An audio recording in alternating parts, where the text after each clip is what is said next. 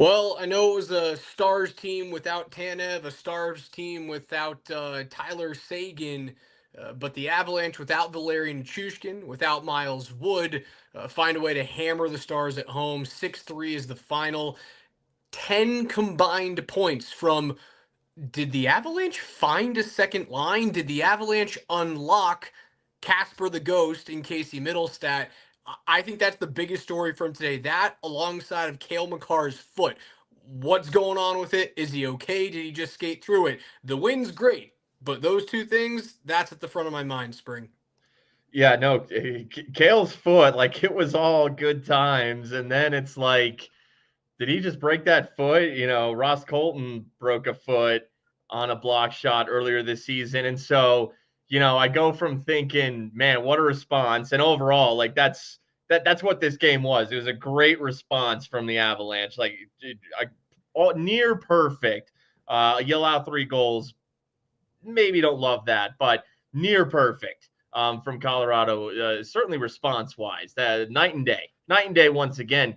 But if Makar didn't return and if he broke his foot, I go, I shift my focus then to you're just scraping for a wild card spot at that point. That's what the season would have become, maybe still could become if he somehow, the foot was just swollen. You can't really get an x-ray. He said it felt good. He just went back out there. They get an x-ray tomorrow. Whoops, he broke it. I certainly I doubt. I mean, he scored.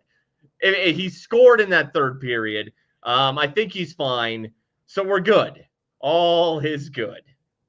Yeah, it ends up being okay, at least from what we know right now. Obviously, injuries like that and plays like that can get worse as the day goes on. Like when you take the boot off, what happens with the foot? Does it start to blow up? Do you find a fracture in there that you were able to play through because it had been compressed for so long? The next 24 hours for him is crucial, so we'll have to see what goes on tomorrow. If he plays in a couple of days' time, as the Avs have a 1 p.m. game on Monday against the Minnesota Wild, that would have been, yeah, that would have been a season-altering injury if that's the case. But he's able to continue to play on it. He picks up yet another goal number 101. We saw goal number 100 come early on in this game on the power play, which was just it was a nonchalant snap the puck at the net, have a good net front presence, and lo and behold, you score your first power play goal in the span of 6+ games. While the power play didn't look fixed today, it's nice to see them score on that. I want to go into the second line because that for me is the biggest revelation of today's game. Is did you unlock Casey Middlestat by handcuffing him to Arturi Lehkonen and Jonathan Drouin? 10 combined points from those guys. If Middlestat doesn't get what a save that Casey DeSmith saved on his blocker side in the third period there after the Avs had regained a multi-goal or rather a 2-goal advantage. If he scores there, that line ends up having 12 points in the game. They were amazing.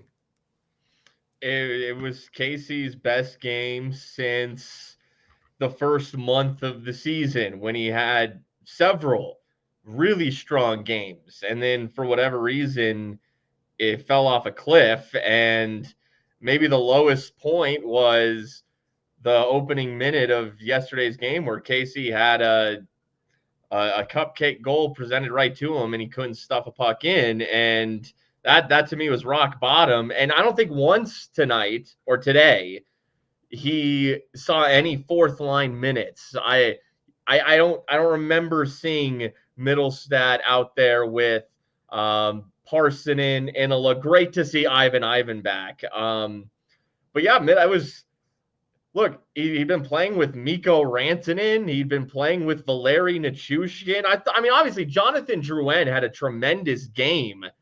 I don't know if it's any one specific player. Maybe it just finally things slowed down and clicked for KC. I mean, he was everywhere, and that little dump pass to Cale for the sixth and final goal. It's just a little cherry on top. All the looks he put on net tonight. But then that was a Jokic pass. That was kind of the Jokic pass to Aaron Gordon for Middlestat to get that puck down low, but say, no, I know I have Makar trailing over here on the weak side. That's when you know it's clicking. And when he's at his best is a distributing center. He can score, but he at his best is a playmaking distributing center. So that pass to Makar, to me, something clicked just overall with Casey Middlestat today. Middlestat played 10 minutes and 50 seconds of 5-on-5 ice in between Drouin and Lehkonen. He played 29 seconds alongside Ross Colton and Juuso Parssinen. He played just 12 seconds alongside Inola and Ivan, and 11 seconds with Lehkonen and O'Connor. And obviously, sometimes you get caught in situations where there's icings or you're killing a penalty, and now you become a three-man unit. It's very clear that like the only time that they were set out there to play together, as a unit that wasn't Drouin, Lehkonen, and Middlestat was when he ends up getting paired with Parssinen and Ross Colton for essentially half of a shift. So no, he didn't play fourth line minutes today at all. He didn't play fourth line seconds today, hardly at all. That is the version of Casey Middlestat that this team needs if they're going to win a cup. You have to have that type of guy consistently. And you haven't seen him since October. He's been very perimeter.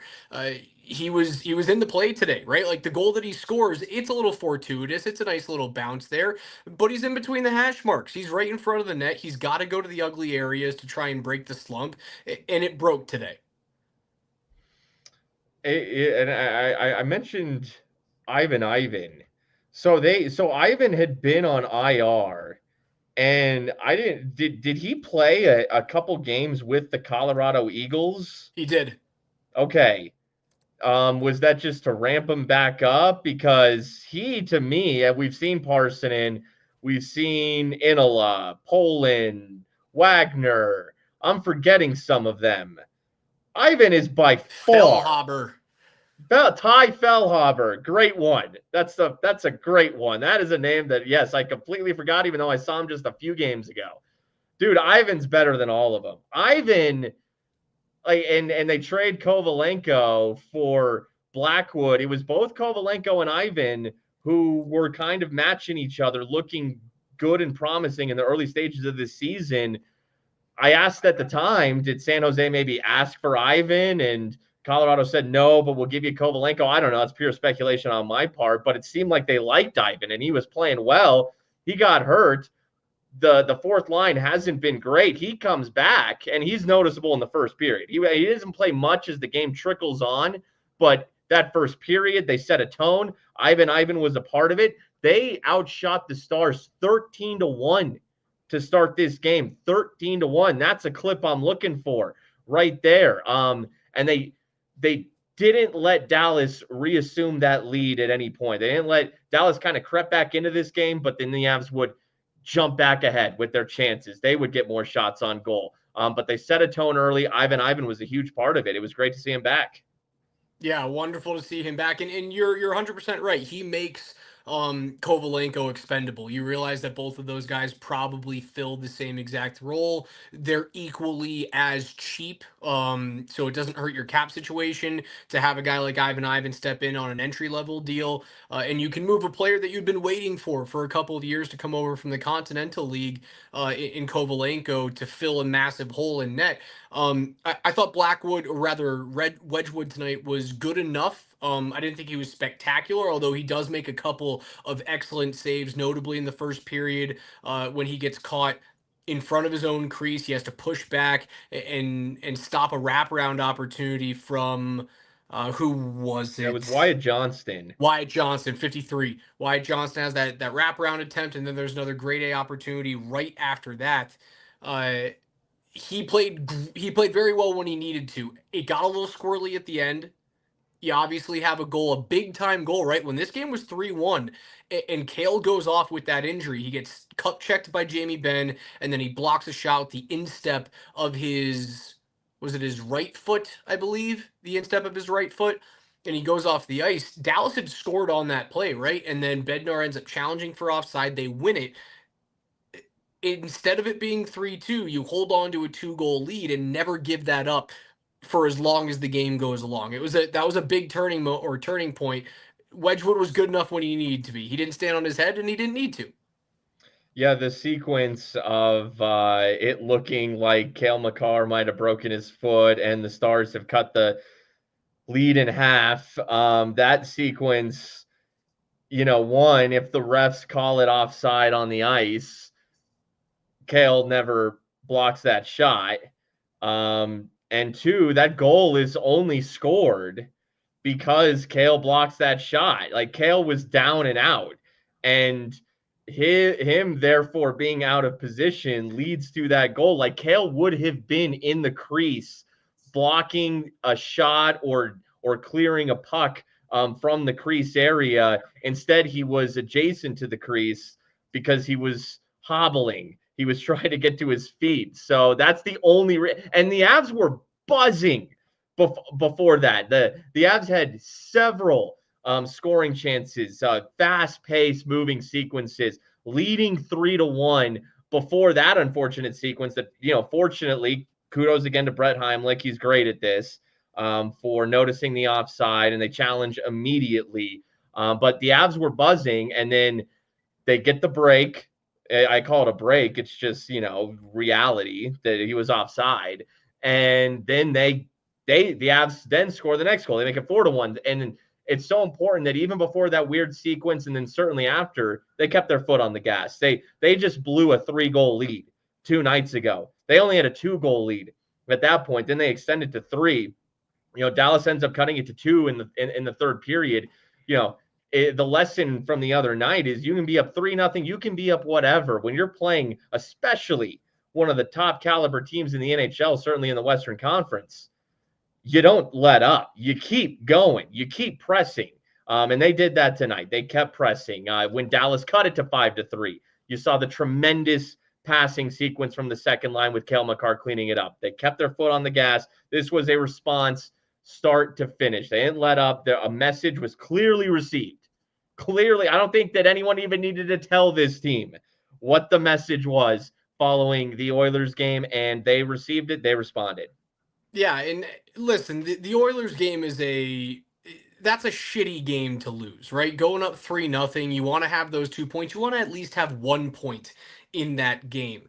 But if you're looking at the games that truly matter on this homestand, it's not necessarily the first handful of games. It's not necessarily the Rangers game or the Edmonton game.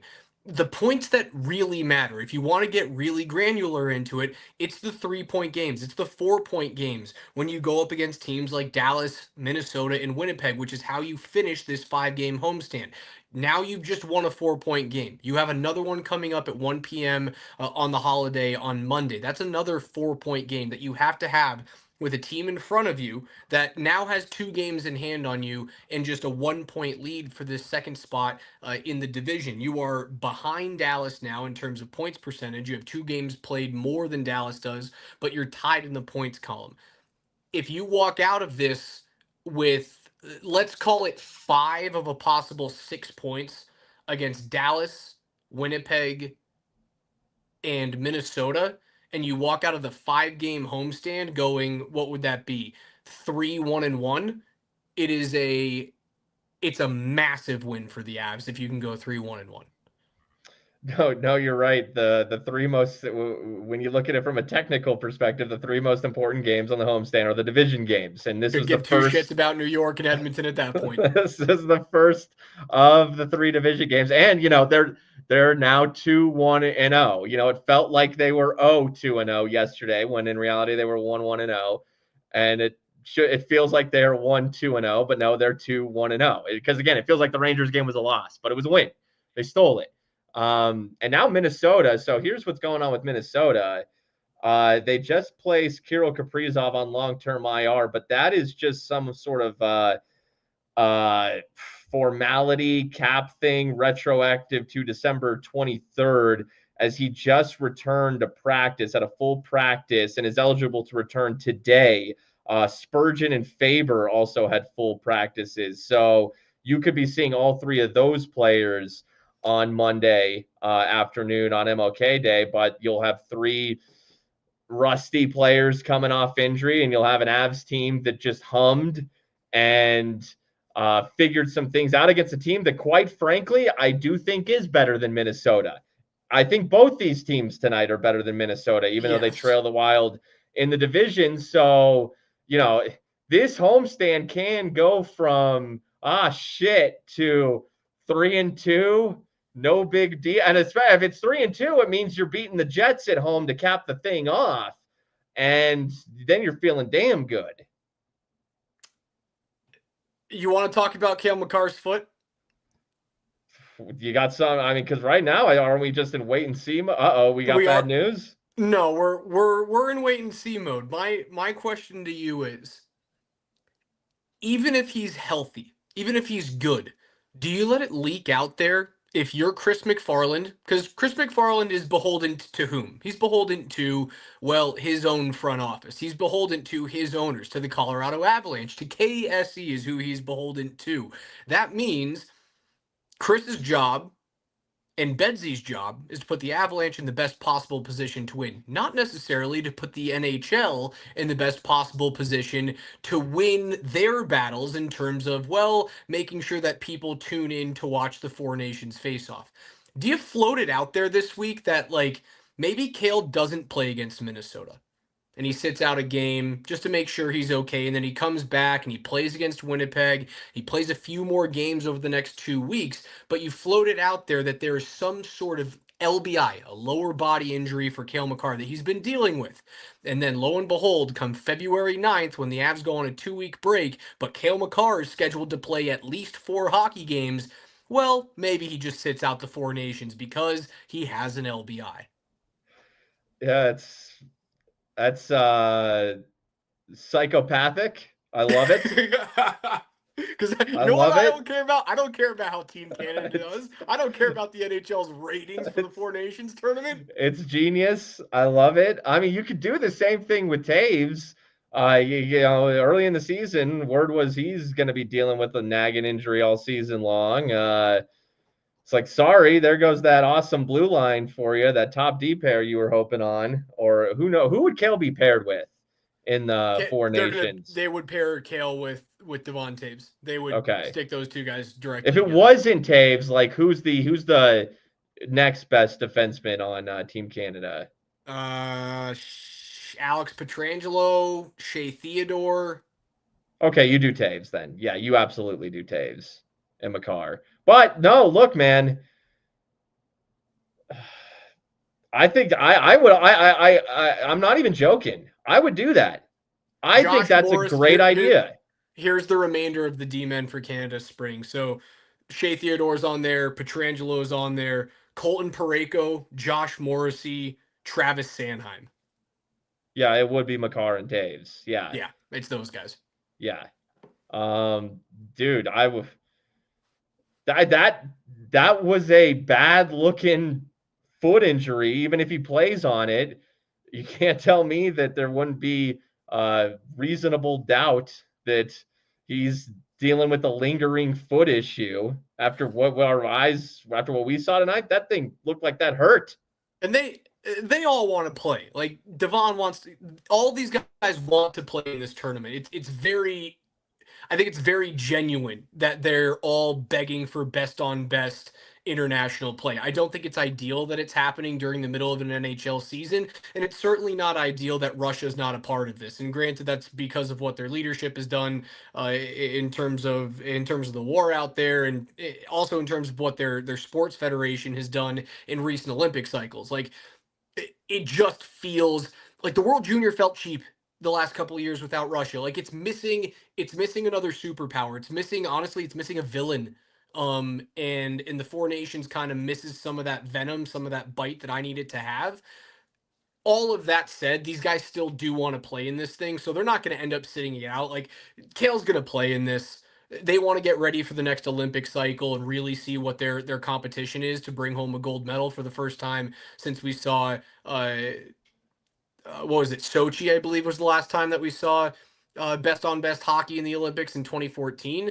They all want to play, but man, if I'm the front office, dude, I try and pull an Alexander Ovechkin and go, I'm not playing in this thing. I'm good. Fine me, sure. No, the reality is that if Team Canada, if Team USA, if let's say it's the finals of the Four Nations, and someone just makes a boneheaded play and costs your team the Four Nations, or some coach makes some terrible decision. Do you think that anyone's going to spend half a second really roasting them or caring? No, nobody cares. But if the Avs lose a January game to the Oilers, we freak out and we lose our minds. So which one is more important? It is not even close. So heaven forbid Cale Makar blocked a similar shot in the Four Nations. And then, this block shot tonight just loosened that bone up. It's the one in the Four Nations that really did the job. I mean, we'd all be pissed. I mean, I'd be as pissed as I was when Matt Dumba threw a knee at the end of the game today. Like that's those are the situations that can cost your team Stanley Cup runs. And Dumba goes after who was it? Was it Ross Colton or was it Nathan McKinnon at the end of the game? Um, I want to say it was McKinnon. Little knee to knee play in the defensive blue line, and unfortunately, like I don't see anyone going. It was Colton. Okay, thank you, Bandit. Okay. I don't see anyone going after Dumba. I know Dumba's wearing the fishbowl, so you're not really going to fight him because he's not going to drop the gloves. But that play at the end of the game feels a little reckless. I wouldn't go as far as like call it gutless because I haven't seen that out of Matt Dumba enough to call it gutless. It was a reckless play, and I really would have liked a Keaton Middleton to have stepped up and done something. Yeah, Matt Dumba is that's not our first rodeo with that guy, and he's like a little gnat. You can't get rid of him. He stays in the division from the Wild to the Stars now. You'll just never be able to avoid him, apparently. And, earlier in the game, Ross Colton almost scored on a really nice little move to try to stuff one with some hands to move the puck and get it around Casey DeSmith, but Matt Dumba kept it from going in. So it was just it was a Dumba game. He's a solid defenseman. There's a reason he's still in the league. There's a reason that he's still playing on good teams. But we've seen this story before with him. Going back to his days with the Wild, he plays like that. We know he does. We certainly have. I'm looking ahead to Minnesota and Winnipeg now. These are two teams that when Minnesota, you've looked good against. Minnesota, you've looked like you can handle, and you've kind of exposed them for have you out kicked your coverage. I expect them to beat Mini on Monday. I'm not nervous about that game whatsoever, especially if you're going to continue to be as healthy as you are right now. The Winnipeg game is that's one I have circled. Now, if you see Hellebuck, you have to find a way to answer that guy. You have to find a way to get something past him because during the regular season he has owned you, and that's a level of confidence that I don't really feel like giving to Winnipeg going into the postseason. That's what I'm waiting for.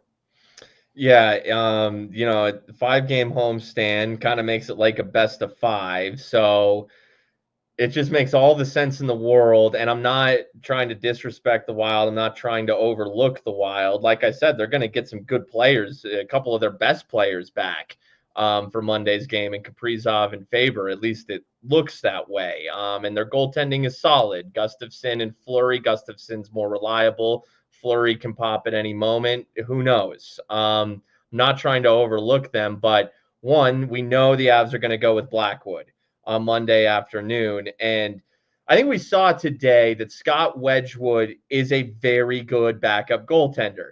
Like, isn't that exactly what we saw today? That he Oh can yeah. make good saves, but he's also a little susceptible. He's not as clean as Mackenzie Blackwood, who is always profiled as a number one and is finally coming into his own as a number one. He's going to get extended rest. He got a day off in the middle of this 5 game homestand, and it was not in a back-to-back scenario. So that's 2 nights off around today. So Blackwood will be as fresh can be, and he has not been a problem at all for the Avs this season. Was not the problem at all in the Rangers and Oilers loss. So Blackwood's ready to go. He's going to be tough for Minnesota to beat.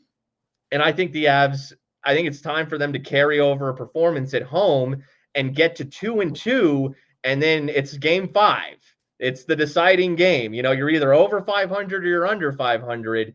And we won't be on. We're not going to be on. We're not going to be doing between the pipes after on MLK Day because Kreckman and Lindahl will go on 92.5 after Avs Wild since that's an afternoon weekday start.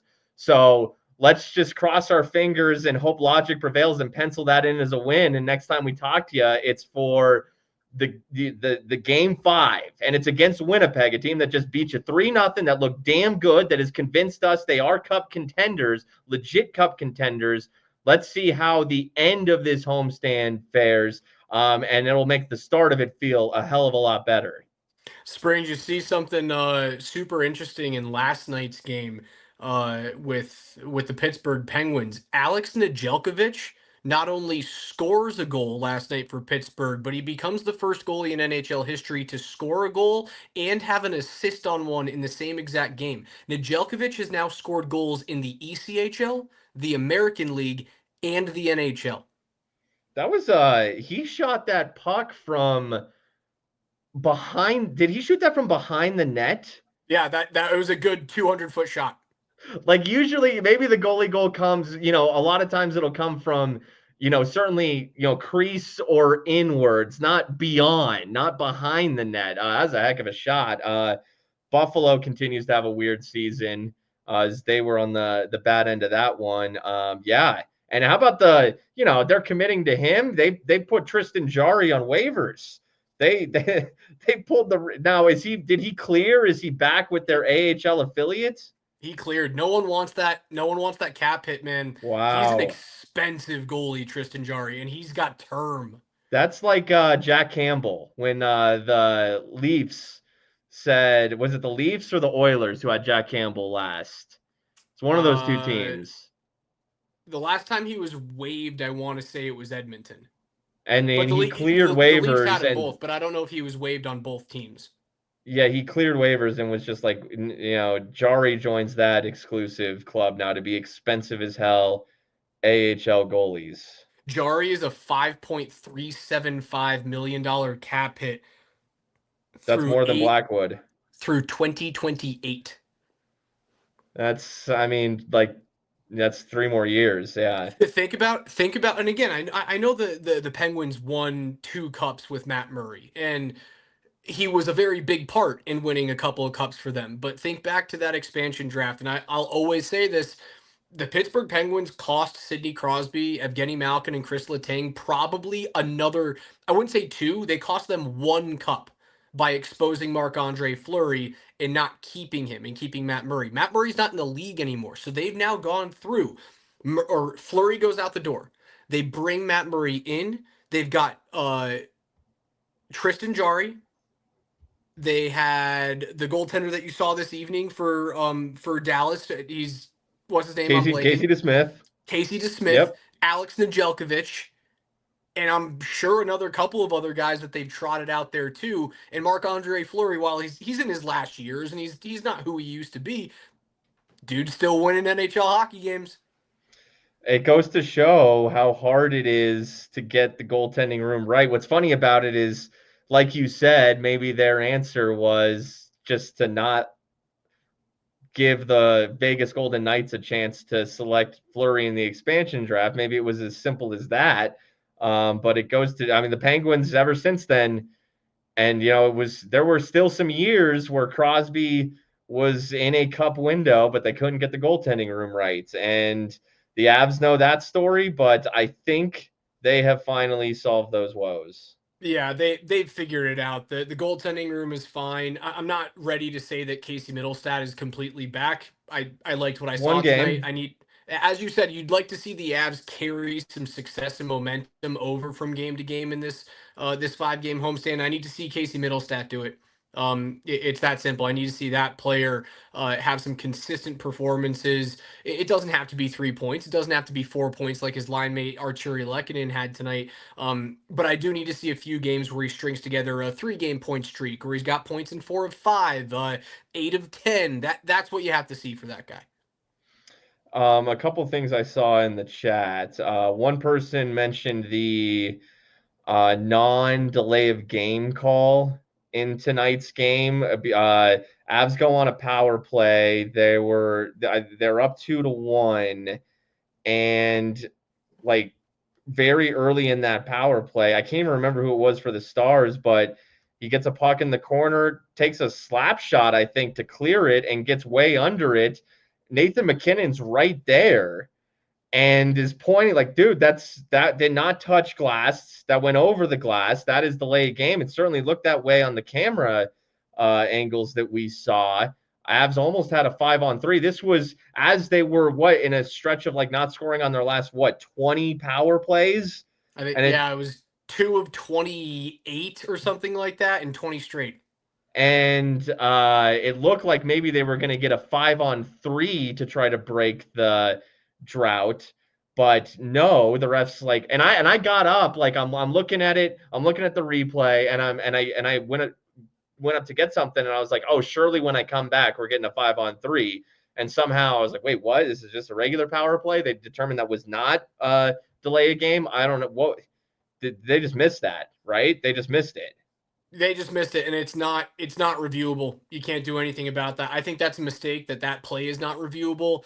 I don't think it should be challengeable, if that makes sense. I don't think you should be able to open up delay of game to challenges. I think the play should be automatically reviewed by the NHL. Like, because they do have staff that is directly responsible for watching this game and the next game that's going on. It's not like one guy is sitting in a bat cave like Alfred watching a set of 85 screens. It's like you have different teams to watch different games. All of those plays should be automatically reviewed without a doubt. Auto reviewed by the league. Um, it would probably lead to a few more of those calls being made, right? Like just automatically saying, "Hey, this is a delay of game call." We've actually seen it happen in the NHL now with linesmen that just like they just let offside plays go because they know that if it's wrong, it will be challenged and it will be corrected more often than not by the league. That's the only way to do it. But there was nothing you could do about it tonight. Well, and then fortunately, Cale is able to score either way. Good screen by Lehkonen in front, and that was Cale's 100th career goal. He would then score his 101st later in the game. Fastest active D man to 100 goals, at least, as far as those currently playing in the NHL. And then I think I saw Brendan McNicholas tweet out he's like fifth all time, the fifth or sixth fastest all time to 100 goals. And I talked to you like go. I talked after the Oilers game. Go grab that Norris. Like that could that could be a key. I think Cale's played well of late, but this was his first game in a few where I thought that was like, oh, that's your Norris Trophy winner right there. And those are the performances we need to see from Cale. Zach Wierenski has something to say about that right now. All right, I see the comment you put up there. Yeah, I come on had now. to. I love a good D's nuts joke. Why not? It's gonna make it onto the screen. I I don't want love to that. auto review That those made me things. laugh. Uh huh. Uh huh. Uh, Let's see. Valeri Nichushkin close to returning. What a boon that would be if you got him back before this homestand was all said and done. yeah, that'd be everything. I don't think you can overstate just how important he is to the 200-foot identity of this team. Um, he's not the most valuable player on the team. He's likely not in the top three for that conversation. Although you can make the argument that you put him in there before Rantanen For just me, he's because of four. For me, he's the fourth best player on this team. I agree. But in terms of setting the table and setting the tone for a 200-foot game and for getting inside the hash marks, right? The reason why they lose against Edmonton is because they were perimeter as hell, and they weren't perimeter today. They got to the middle of the ice against a Dallas team that likes to muck it up, that likes to be physical. They have to do that against everyone, even if they're going against another team in Edmonton that likes to turn things into track meets. You have to get to the middle of the ice. Nichushkin does that better than anybody on the team. He creates net front presence. For him to be back, it'll change the outlook of this team going into what ends up being the home stretch. Like once February comes around, you start really gearing up for playoffs. You need to start peaking at the end of it, or middle of April, which is when playoffs start. Unless you start ramping up at the beginning of February, it's not going to happen in time. Okay, so with the game that Casey Middlestat just had today, and hell, I mean, look, this was Ross Colton's best game in a few.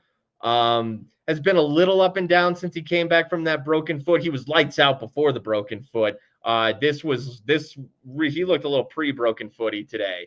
And he started on the top line. He got and I like that decision from Jared Bednar to put Ross Colton on the top line, a guy who has worked his way up, who is done things the right way, was a third line guy, but has elevated his game this season. I wonder if there's any just sort of message overall to the team that, hey, Ross is going to get this nod today, because this is what I'm going to reward. This is the message I want to send. This is how I want you guys to play. Um, I completely agree with you. it was something that crossed my mind in the early stages of this game. I was like, Ross, and we've seen it a little bit, certainly early in the season when everyone was hurt and it was almost necessary. But yeah, it was the interesting choice. But so Ross playing well, Casey playing well, at least today. Casey plays well today. Let's say it continues and Nichushkin's back. Are we just line blending the hell out of this thing if Middlestat is playing well? Because there was a world where Middlestat is like, dude, you're playing on the fourth line. I'm sure they don't want that in a perfect world. But they want to get Casey more than like 10 minutes a night. But if he played like before tonight, Casey, then sure. But if he plays like he does tonight, now you got the glut. Now you got 7 that you're trying to fit into your top 6. Well, who are you pushing down is the question. And or are you just really blending a lot of things? Or is that something they want to do? Do they want to Bednar likes to blend lines. I wouldn't put it past him. I think you would want to push a little bit of scoring down the lineup. It would make sense to me that Middlestat stays, that Drouin goes up and plays with Rantanen and McKinnon. Nichushkin plays with Middlestat and Lehkonen. And then your third line ends up being Colton. Who am I missing? O'Connor Kelly Colton and O'Connor Kelly, Colton and O'Connor Wood. Kiviranta goes down to the fourth line with And if Ivan. Landeskog comes back, Landeskog, I don't even think Landeskog factors into the top 6 when he comes back. Maybe you just throw Landy Yeah. on that third line. Your third line ends up being Colton, O'Connor, Landeskog, and then that's a dude. That's a top 9 that is unrivaled by any in the league. When they talked about Landeskog skating on that ESPN game the other night, and how he had seemed to be skating maybe just a little more of late, with a little more intensity of late, and when they talked about him coming back, it was mostly Ray Ferraro, who I think does a very good job, and Ray was talking about Gabe more he was saying things like, if he could give you 7 to 10 minutes a night, 8 to 10 minutes, like I feel like that's where the bar is to start with Landeskog, which would mean a fourth line role essentially to start. You're probably right, and But that's okay. so is that your fourth line right now? Well, I mean, man, if Miles Wood is back, but before Wood, let's say it's even before Wood is back, it would be Kiviranta, Ivan, and Landeskog, or it would be Landeskog, Wood, and Kiviranta. I'm okay with any of it as long as Landy comes back in the playoffs and you don't have to use $7 million on a fourth line Uh-huh. player. That's all I care about. Okay, let me Uh, float. I want to float one more thing at you. Okay, all right. this is something I was thinking earlier when Casey Middlestat scored his goal to get off the Schneid. But then he goes on to have he continues to make plays throughout the rest of the game. But when he scored that goal, I'm thinking to myself, substance trade value. What about just like after this game? He had a pretty damn good game start to finish. Do you I don't sell think high? I don't think they want to trade him, man. Like they're a guy they wouldn't have signed him to a long-term deal if they didn't believe that he was the long-term answer at second center. I don't think they want to trade him, and I do think he would have to go on a 1 month tear, like an October tear, for his trade value to get anywhere near what his actual value is. And you always get diminishing value on trades during the season, right? So you're not even going to get it. Even if he was playing his best hockey, you wouldn't get it. That's also one of the biggest reasons not to like trade Mikko Rantanen. Even if you think you can't get a deal done during the season, you're not going to get the requisite value back. They don't want to trade him, man. They want that to work. And I think his leash, even though his time on ice leash is not long, his leash in terms of like longevity, I still think that thing's got a lot of slack left in it. I don't disagree. Don't disagree. Just wanted to float that out there. That's all, because I stir the pot sometimes. All right, Spring. We're not going to be on Monday. It's a 1 p.m. game. Spring's going to be producing Kreckman and Lindahl directly after the Avs play the Minnesota Wild. So no between the pipes on Monday. We'll be back on Wednesday when the Avs take on the Winnipeg Jets in the final of a 5-game homestand. Big win tonight. 100th goal for Jonathan Drouin. 101st goal for Cale Makar tonight. Big win. 6-3 is your final for Spring. For our friends at Safeway. I'm Raj. We'll see you guys on Wednesday. Have a great weekend. Stay warm if you're in Denver.